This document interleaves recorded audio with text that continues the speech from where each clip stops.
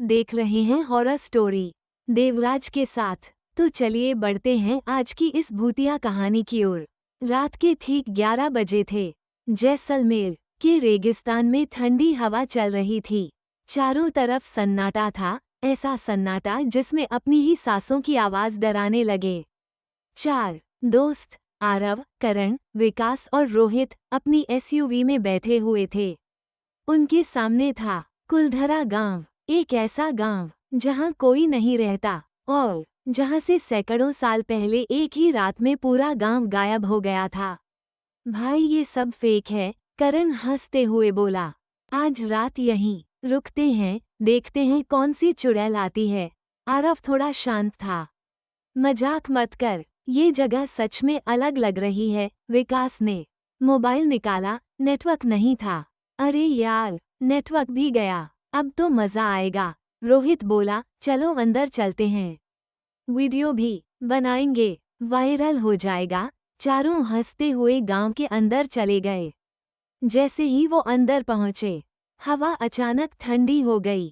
टूटी हुई हवेलियां, दीवारों पर पुराने निशान और हर तरफ अजीब सा सन्नाटा। ऐसा लग रहा था जैसे कोई उन्हें देख रहा हो। आरव ने धीरे से कहा, तुम लोगों को भी लग रहा है कि हम अकेले नहीं हैं?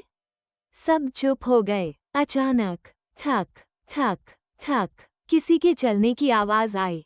चारों एक साथ मुड़े, लेकिन वहां कोई नहीं था।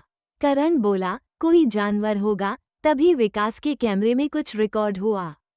उसने वीडियो चेक किया और जैसे ही उसने स्क्रीन देखी, उसका चेहरा सफेद पड़ गया। बाकी तीनों ने देखा, वीडियो में उनके पीछे एक सफेद कपड़ों में खड़ी औरत दिख रही थी। लंबे बाल और चेहरा पूरी तरह काला। रोहित चिल्लाया, भाई भागो यहाँ से। लेकिन जैसे ही वो बाहर की तरफ दौड़े, रास्ता गायब था। जिस रास्ते से आए थे, वहां अब सिर्फ टूटे हुए मकान थे। आरव बोला, ये कैसे हो सकता है? तभी एक आवाज आई, तुम लोग यहाँ क्यों आए हो? चारों ने मुड़कर देखा। एक बूढ़ी औरत खड़ी थी, लेकिन वो अचानक कहाँ से आई किसी को पता नहीं। विकास बोला, हम बस घूमने आए थे। औरत ने धीरे से कहा, यहाँ आने वाले कभी वापस नहीं जाते। बूढ़ी औरत ने बताना शुरू किया, सालों पहले इस गांव में पालीवाल ब्राह्मण रहते थे। एक रात राजा के अत्याचार से तंग आकर पूरा गांव एक ही रात में गायब हो गया। लेकिन जाते जाते उन्होंने इस जगह को श्राप दिया, जो भी यहाँ रात में आएगा वो कभी चैन से नहीं जी पाएगा। इतना कहकर वो औरत अचानक गायब हो गई। चारों के पैरों तले जमीन खिसक गई। करण बोला, तभी चारों तरफ से फुसफुसाने की आवाजें आने लगीं। जाओ, यहाँ से जाओ, ये हमारा गांव है। अचानक पूरा गांव और भी अंधेरा हो गया। चांद भी गायब हो गया। अब सिर्फ घुप अंधेरा और उन आवाजों की गूंज। रोहित चिल्लाया, कोई हमें देख रहा है। तभी एक एक करके हर घर के दरवाजे अपने आप खुलने लगे। ठक ठक ठक, और उन दरवाजों के अंदर अंधेरे में लोग खड़े थे, लेकिन वो इंसान नहीं थे। उनकी आंखें पूरी सफेद थीं। डर के मारे चारों अलग अलग दिशा में भागे। आरव और करण साथ थे, विकास और रोहित दूसरी तरफ। विकास और रोहित एक हवेली में घुस गए।